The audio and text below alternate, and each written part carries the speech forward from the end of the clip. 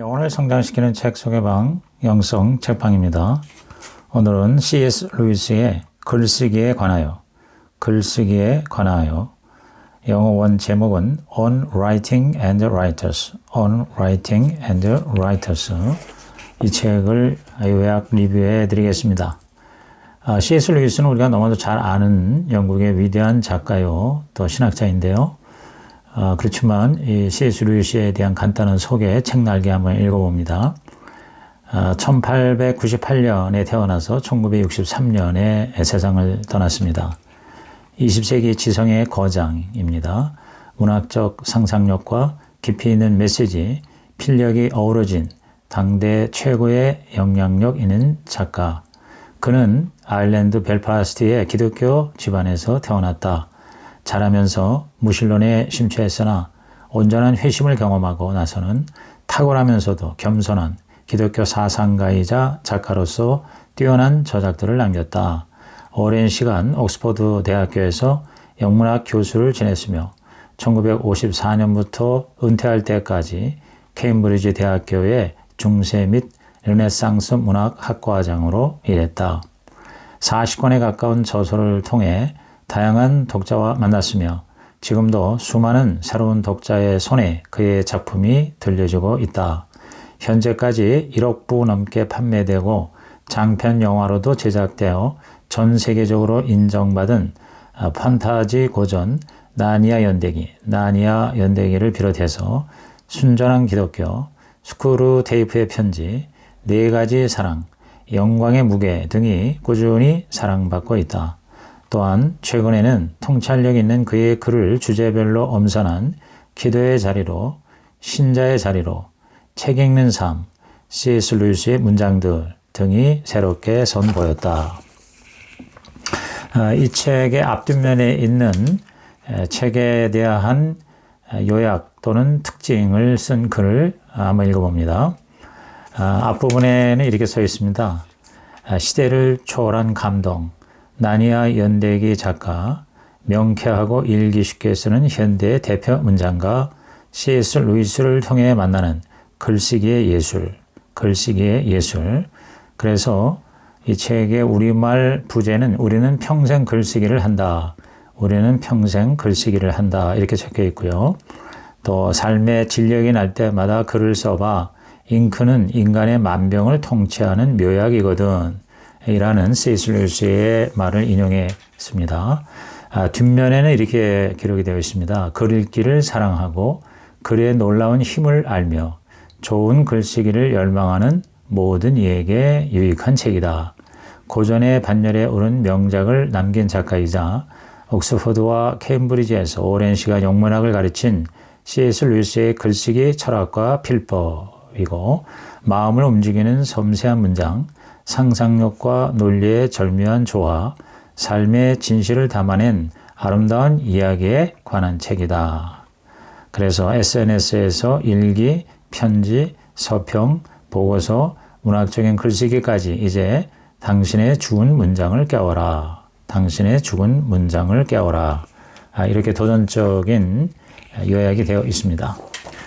자, 그러면 이제 먼저 이 책을 편집한 이의 요약, 엮은이의 글을 한번 먼저 읽어봅니다. 왜냐하면 이 책은 루이스가 직접 쓴 것이 아니고 루이스가 글쓰기에 관해서 언급한 것들을 그의 모든 책들에서 모아서 편집한 것입니다. 루이스는 평생 40권 가까이 책을 출간했다.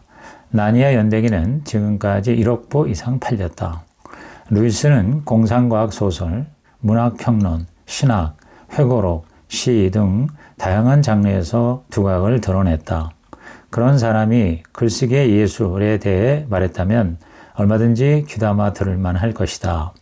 루이스는 자신에게 보내진 편지에 일일이 답장을 했다. 어느 날은 하루에 무려 35통의 편지를 썼다고 한다. 그 답장을 쓰느라 꼬박 14시간이나 걸렸다고 한다. 루이스에 의하면 글은 모름지기 간단 명료하고 구체적이어야 하고 전문 용어를 피해야 한다. 작가란 단순히 독자가 어떻게 느낄 것인가 지정해 주는 자가 아니라 감각적 인상을 포착해서 감정을 불러일으키는 자가 되어야 한다. 말로가 아니라 보여줘야 한다는 것이다. 루이스는 글이란 눈 못지않게 귀를 위해서도 쓰는 것이라고 믿었다. 그래서 문장을 소리내어 읽으면서 소리가 글의 의미를 보강해 주는지 확인하라고 권했다. 번역을 할 때도 언어의 소리와 맛을 살려야 한다고 보았다. 그는 문체, 즉 스타일이란 주어진 생각을 가장 아름다운 단어와 단어의 리듬으로 표현하는 예술이라고 정의했다. 주어진 생각을 가장 아름다운 단어와 단어의 리듬으로 표현하는 예술. 그 예로 성경 시편의 구절을 인용했는데 그때의 새벽별들이 기뻐 노래하며 하나님의 아들들이 다 기뻐 소리를 질렀도다 라고 대표적인 문체로 소개했다. 루이스는 글을 쓸 때 자신이 주장한 글쓰기의 원칙을 실제로 실천한 것으로도 유명하다. 그가 세상을 떠난 지가 반세기가 훨씬 넘었음에도 여전히 그의 명성이 식을 줄 모르는 이유가 바로 그것이라고 본다. 루이스는 명쾌하고 읽기 쉽게 글을 쓰는 현대의 대표 문장가 중에 한 사람이다. 제프리 초스의 표현을 빌리자면 루이스는 글쓰기의 예술을 즐거이 가르칠 사람이기에 현명한 독자라면 마땅히 즐거이 배울 것이다. 그러면 이제 책 속으로 들어가겠습니다. 글을 잘 쓰려면 글자와 행간에 숨결을 불어 넣어야 한다. 루이스는 작가가 되고 싶다는 한 아이에게 다음과 같이 조언했다.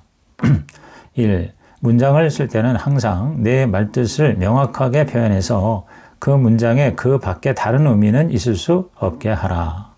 2. 길고 모호한 단어보다 항상 간결하고 직설적인 단어를 고르는 게 좋아. 약속을 이행한다. 영어로 implement. 이행한다라고 하지 말고 지킨다. 영어로 keep. 이렇게 쓰렴. 3. 구체적인 명사로 표현할 수 있을 때는 절대 추상명사를 사용하지 마라. 더 많은 사람이 죽었다라는 뜻이라면 사망률이 증가했다라고 말하지 말라. 4. 글을 쓸 때 네가 묘사하는 대상에 대해 독자가 느꼈으면 하는 감정을 그냥 형용사로 말해버리지 마라. 무언가가 끔찍하다라고 단정할 게 아니라 우리가 직접 끔찍함을 느끼게끔 그걸 묘사하렴. 즐겁다라고 말해버릴 게 아니라 내가 쓴 묘사를 읽고 우리 입에서 즐거워라는 말이 터져 나오게 하라는 거지.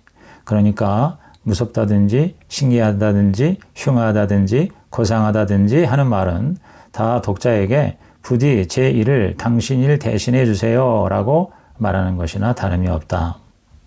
5. 주제에 비해 너무 거창한 단어를 쓰지 마라. 예를 들어 매우라는 뜻을 말하고 싶을 때 무한히라고 써서는 안 돼. 그러지 않으면 정말 무한한 무언가에 대해 말하고 싶을 때는 정작 남아있는 단어가 없거든. 작가를 꿈꾸는 또 다른 아이에게 쓴 글쓰기 방법은 다음과 같습니다. 1. 라디오를 꺼라. 이 좋은 책을 최대한 많이 읽고 잡지는 되도록 멀리 하렴. 3. 눈으로 쓰지 말고 늘 귀로 써라. 읽을 때도 마찬가지다. 내가 쓰는 모든 문장을 마치 낭독하거나 발표하듯이 귀로 들어야 해. 듣기에 좋지 않거든 고쳐서 쓰렴. 4. 실존하는 세계든 허구든 상관없으니 내 진짜 관심사에 대해서만 쓰고 그 밖의 것은 쓰지 마라. 내 관심이 오로지 글쓰기 자체에만 있다면 결코 작가가 되지 못한다는 뜻이야. 글감이 없을 테니까. 5. 명확히 표현하는 데에 심혈을 기울여라. 너야 처음부터 내 말뜻을 알지만 독자는 모른다는 사실을 잊어서는 안 돼. 단어 하나만 잘못 골라도 독자가 완전히 오해할 수 있거든. 이야기를 쓰다 보면 독자가 꼭 알아야 할 내용을 내가 말해주지 않고도 그 사실을 망각하기가 너무 쉽다. 내 머릿속에 전체 그림이 아주 명확하게 들어있다 보니 엄연히 독자의 머릿속은 그와 다른데도 그 사실을 깜빡 잊는 거지. 6. 원고를 일부 버릴 때도 원고가 구제불능 수준으로 엉망이 아니라면 완전히 버리지는 말고 일단 서랍에 넣어두렴. 나중에 요긴해질 수 있거든. 내가 생각하는 내 최고의 작품도 대부분 몇 년 전에 쓰기 시작했다가 버리는 원고를 일부 고쳐 쓴 거란다. 7. 타자기를 쓰지 마라. 타자를 치는 소리가 내 글이 리듬감을 해친단다. 리듬감이 내 몸에 배려면 아직 여러 해의 훈련이 필요하다. 8. 무슨 단어를 쓰든 꼭 뜻을 알고 써라. 뜻을 알고 써라. 좋은 이야기는 요점이 필요 없다. 요점을 찾으려 할수록 오히려 이야기 자체의 묘미를 놓칠 수 있기 때문이다. 어떤 면에서 생각나는 대로 쓰는 것이 더 좋은 글이 될 수 있다. 글쓰기에 진실성이 꼭 필요한 것도 아니다.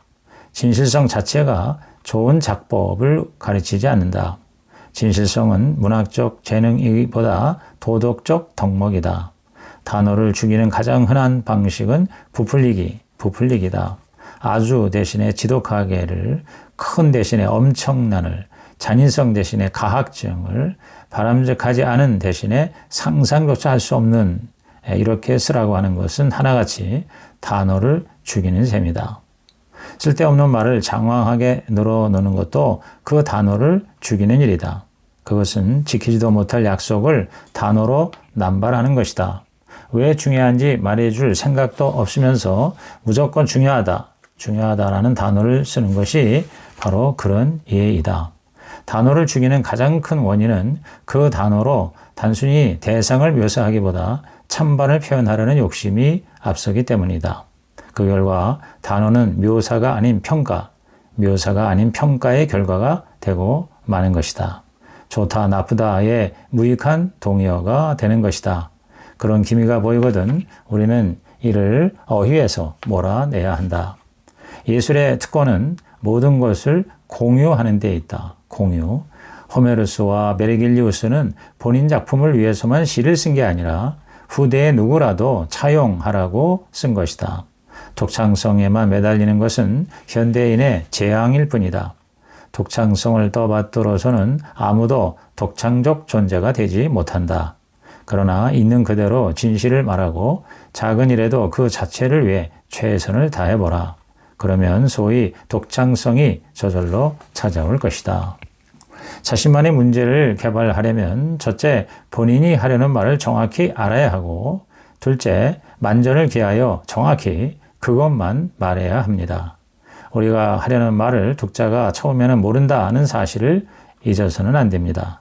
가끔 저는 글쓰기란 양떼를 몰고 길을 가는 것과도 같다는 생각이 들어요. 왼쪽에든 오른쪽에든 문이 열려 있으면 독자는 당연히 그 문으로 들어가지요. 내가 글을 쓰는 방식은 항상 두 가지입니다. 대중신학 서적을 쓸 때는 독자에게 맞추지만 학술서나 상상을 기반한 글을 쓸 때에는 결코 쉽게 쓸 마음이 없습니다. 글쓰기는 연습이다. 연습, 또 연습이 필요해. 꾸준히 최대한 잘 쓰기만 한다면 우리 나이에 무엇을 쓰는지는 중요하지 않아. 나는 시든 산문이든 정말 공들여 한 페이지를 쓸 때마다 훌쩍 진보한 기분이 들어. 설령 그 원고를 잠시 뒤에 불 속에 던져버린다 해도 말이야. 시는 대체로 감정을 전달하되 감정을 직접 말하지 않고 그 감정의 근거를 상상해서 지어낸다. 시는 물론이고 모든 상상적 글쓰기도 마찬가지다. 글을 쓰는 방식이 달라야 합니다.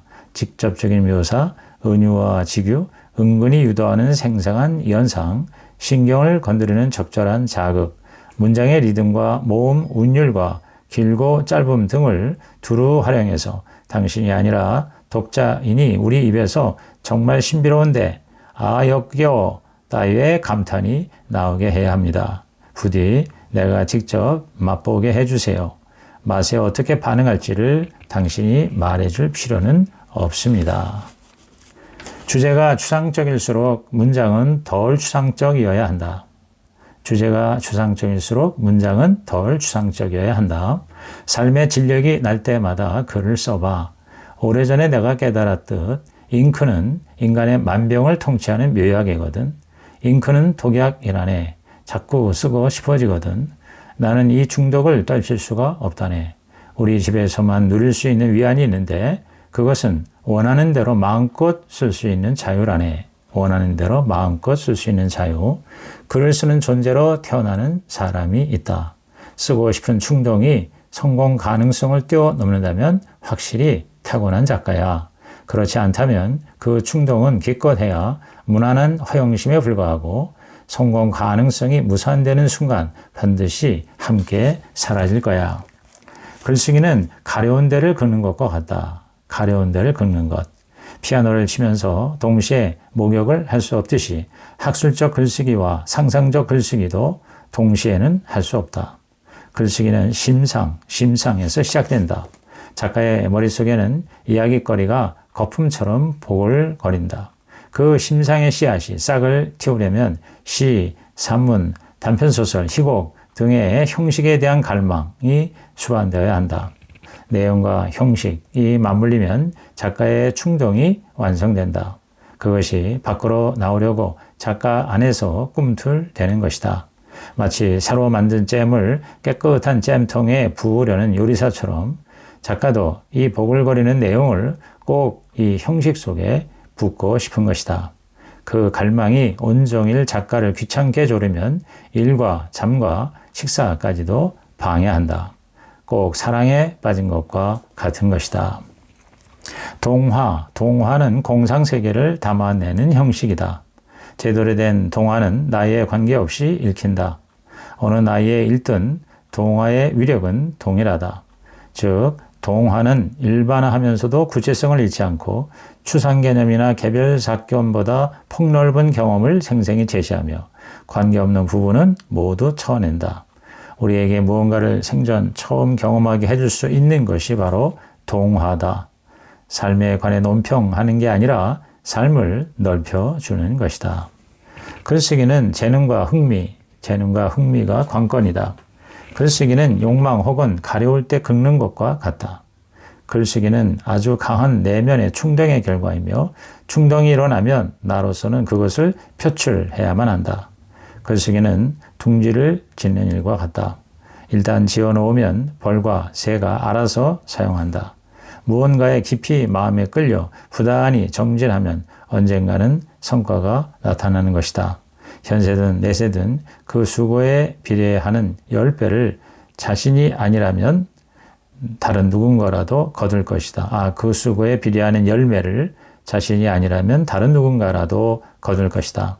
글을 쓰는 동기도 잘 쓰려는 욕심을 버릴 때 그때부터 아이디어가 몽글몽글 솟아나게 된다. 그러면 조만간 글을 쓸 수밖에 없게 되는 것이다. 왜 쓰느냐의 문제는 아예 생각도 나지 않게 되는 것이다. 사랑에 빠져봐야만 사랑을 아는 것이 아니다. 어떤 주제든 직접 경험한 것만 말할 수 있다면 모든 대화가 아주 피곤해질 거야. 그리고 빈곤해질 거야. 소위 사랑을 직접 해보지 못했어도 에우리피데스, 섹스피어, 스펜서, 제인 오스틴, 브론테 등의 작가를 읽으면 사랑이 무엇인지 알 수 있게 되지. 우리는 그들의 눈을 통해서 보는 거야. 큰 것이 작은 것을 품듯이 거장의 감성 속에 범인의 희노애락이 담겨져 있는 거지. 그래서 우리는 얼마든지 그것에 대해 말할 권리가 있는 거야. 이상 C.S. 루이스의 글쓰기에 관하여 제1편을 마칩니다.